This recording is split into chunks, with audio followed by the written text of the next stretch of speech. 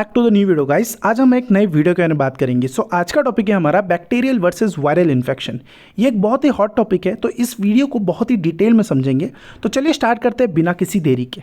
सबसे पहले हम इसके थोड़े से बेसिक बायोलॉजी को समझते हैं, बैक्टीरिया और वायरस के। सबसे पहले हम बैक्टीरिया से स्टार्ट करते हैं। यहाँ पे देखिए, ये एक लिविंग ऑर्गेनिज्म होता है।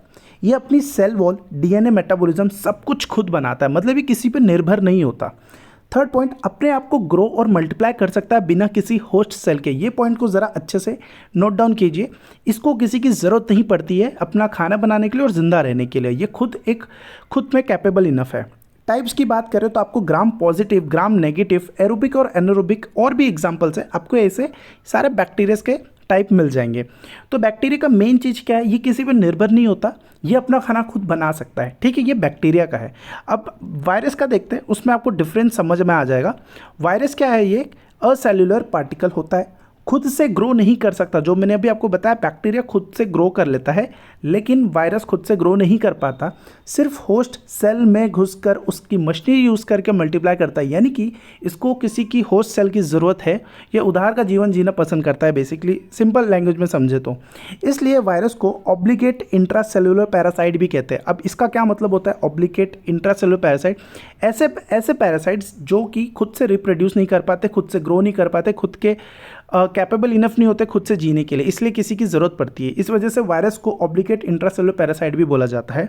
एग्जाम्पल की बात करें तो influenza virus, HIV, hepatitis virus, ये सारे इसके एग्जाम्पल्स हैं। हम और बाकी डिटेल में भी समझेंगे, इसके सिम्टम्स क्या है, इसको डायग्नोस कैसे करेंगे, इसकी ट्रीटमेंट क्या है, ये सब कुछ देखेंगे। तो आई होप आपको बेसिक समझ गया होगा कि वायरस और बैक्टीरिया का क्या डिफरेंस है। एक बार आपको मैं रिकैप करा दूँ तो जो बैक्टीरिया होता है, ये क्या होता है, बेसिकली खुद से ग्रो कर पाता है, इसको होस्ट सेल की ज़रूरत नहीं पड़ती।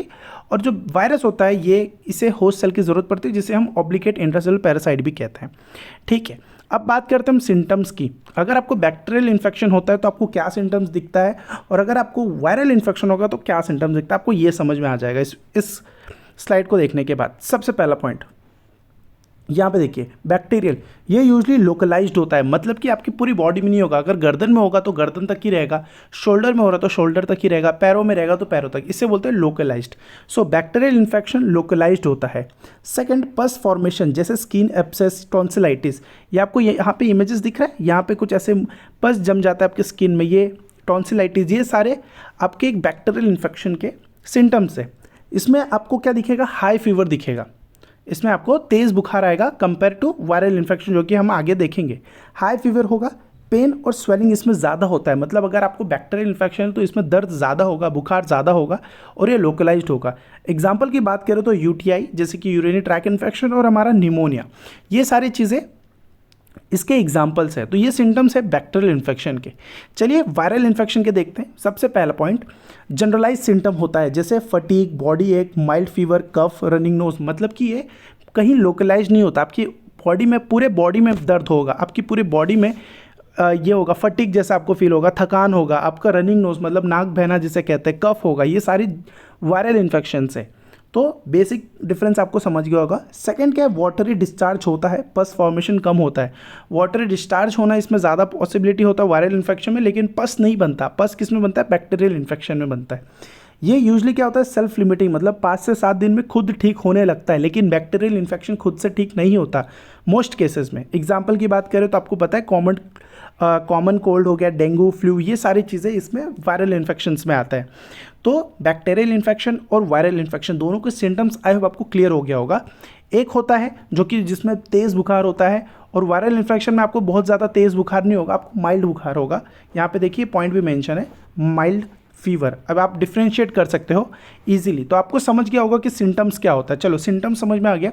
अब ये समझते हैं कि हम इसको पता कैसे करेंगे, हमें कौन सा इन्फेक्शन है। एक तो हो गया सिम्टम्स, और भी तरीके होते हैं डायग्नोस करने के, इसमें हम बात करेंगे डायग्नोसिस। तो सिम्टम वाइज तो हमने देख लिया, अब हम देखते हैं ब्लड टेस्ट। बॉडी में अगर ब्लड टेस्ट करोगे, उसके बाद अगर हमें डिसाइड करना है कि कौन सा बैक्टीरिया है, कौन सा वायरल इन्फेक्शन है, इससे समझ में आता है। कौन सा सबसे पहला टेस्ट होता है, CBC, जिसको बोलते हैं कंप्लीट ब्लड काउंट। अब बैक्टीरियल इन्फेक्शन अगर आपकी बॉडी में है तो क्या होता है, WBC काउंट बढ़ जाता है। स्पेशली क्या बढ़ता है, न्यूट्रोफिल्स बढ़ जाएगा। ये अगर आपको बैक्टीरियल इन्फेक्शन है तो। सेकंड, अगर आपको वायरल इन्फेक्शन है तो WC काउंट नॉर्मल या फिर लो रहता है और लिम्फोसाइट्स बढ़ जाता है उस केस में। तो न्यूट्रोफिल्स किस में बढ़ा हुआ दिखता है? बैक्टीरियल इन्फेक्शन में। और लिम्फोसाइट्स किस में बढ़ा हुआ दिखता है? वायरल इन्फेक्शन में। तो ये दो बेसिक चीज़ें होती है CBC में।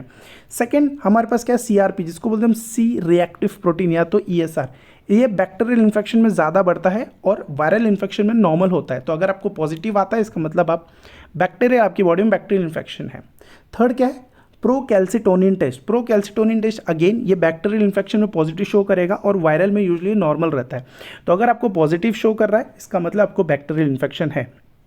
तो आई होप आपको ब्लड टेस्ट के थ्रू समझ गया होगा कि कैसे डायग्नोस करेंगे, जिसमें हमने देखा CBC, CRP और प्रोकैल्सिटोनिन टेस्ट। अब बात करते हैं माइक्रोबायोलॉजी के लेवल पे भी हमको देखना है कि कैसे पता करेंगे कि हमारा कौन सा बैक्टीरियल है या कौन सा हमारा वायरल इन्फेक्शन है। सबसे पहले बैक्टीरियल इन्फेक्शन की बात करें, culture and sensitivity, blood, urine, sputum culture बता देता है कौन सा बैक्टीरिया और कौन सी एंटीबायोटिक इफेक्टिव होगी।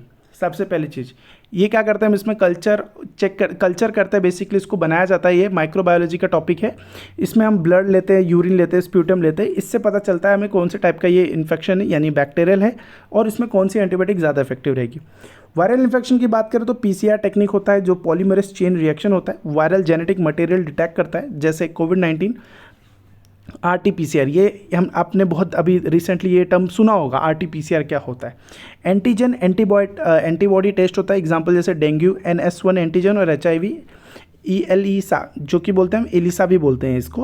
तो ये तरीका होता है माइक्रोबायोलॉजी के लेवल पे हम बैक्टीरियल इन्फेक्शन को कैसे चेक करेंगे और वायरल इन्फेक्शन को कैसे चेक करेंगे।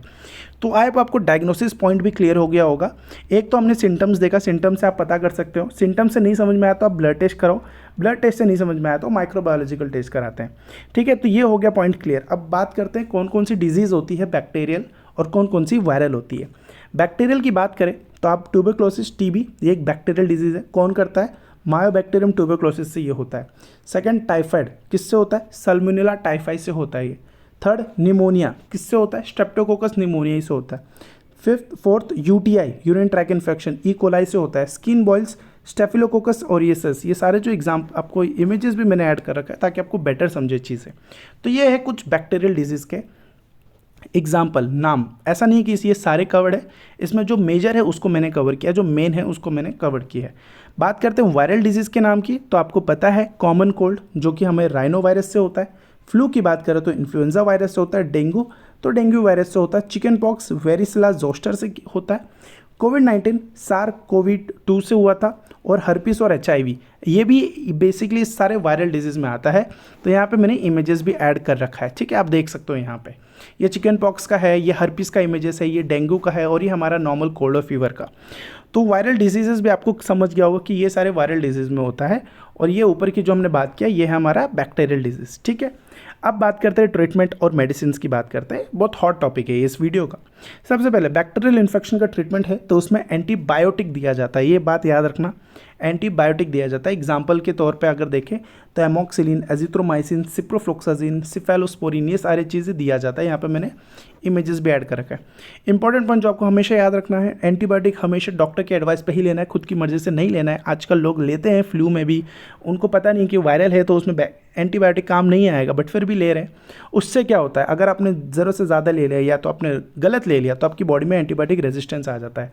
इसका क्या मतलब होता है, अगर आपकी बॉडी में एंटीबायोटिक रेजिस्टेंस हो गया है, लेट्स सपोज आपको 10 mg में जहाँ बॉडी में इफेक्ट आने वाला था वो अब 10 mg में नहीं बल्कि उसको 20 mg लगेगा। और अगर आपको ज़्यादा दवा की ज़रूरत पड़ रही है आपकी बॉडी को ठीक होने में तो ज़्यादा साइड इफेक्ट का भी चांसेस बढ़ जाता है। इस वजह से एंटीबायोटिक रेजिस्टेंस एक बहुत ही अच्छी चीज़ नहीं होती आपकी बॉडी में, तो ज़रूरत से ज़्यादा एंटीबायोटिक नहीं लेना चाहिए और गलत और डॉक्टर के बिना एडवाइस के तो आपको बिल्कुल नहीं लेना चाहिए।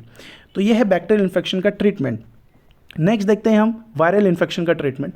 वायरल इन्फेक्शन देखो, सबसे पहला पॉइंट क्या पड़ता है, ये सेल्फ लिमिटिंग होता है, मतलब 5 से 7 दिन में खुद ही चला जाता है। तो यहाँ पे हम डिस्कस करेंगे वो चीज़। सबसे पहला पॉइंट, एंटीबायोटिक काम नहीं करता, ये इसको हाईलाइट कर लो, हाईलाइट कर रहा हूँ मैं इसलिए। एंटीबायोटिक काम नहीं करता बिल्कुल भी, क्योंकि वायरस के मरने का तरीका अलग है और बैक्टीरिया के मरने का तरीका अलग है, ठीक है। ज़्यादा केस में ट्रीटमेंट सपोर्टिव होता है। जैसे सपोर्टिव इन द सेंस क्या होता है कि अगर कुछ आपको बीमारी है उससे रिलेटेड जो सिम्टम्स आ रहे हैं उसको कंट्रोल करने के लिए होता है, क्योंकि वो 6-7 दिन में चला जाता है। आपको रेस्ट बोला जाएगा, आपको हाइड्रेशन, आपको ज़्यादा पानी पीने बोला जाएगा, आपको फीवर के लिए कई बार पैरासीटामोल भी दे देते हैं। लेकिन कुछ स्पेसिफिक एंटीवायरल होते हैं जो हमारे मार्केट में अवेलेबल है, जो कि सीरियस बीमारी के लिए, हर्पीस चिकन पॉक्स के लिए हम असाइक्लोविर देते हैं, इन्फ्लुएंजा के लिए ओसेल्टामाविर देते हैं, HIV के लिए हम एंटी रिट्रोवायरल देते हैं, और कोविड-19 सीवियर केसेस में हमने रेमडेसिविर भी दिया हुआ है। तो ये है वायरल इन्फेक्शंस के डिजीज़ और ट्रीटमेंट करने के तरीके। ठीक है, तो आई होप आपको ये वीडियो इन्फॉर्मेटिव लगा होगा, और ऐसे ही मैं इन्फॉर्मेटिव वीडियोज़ बनाता रहता हूँ। मिलते हैं अगले वीडियो में, तब तक के लिए this is Shivam signing off.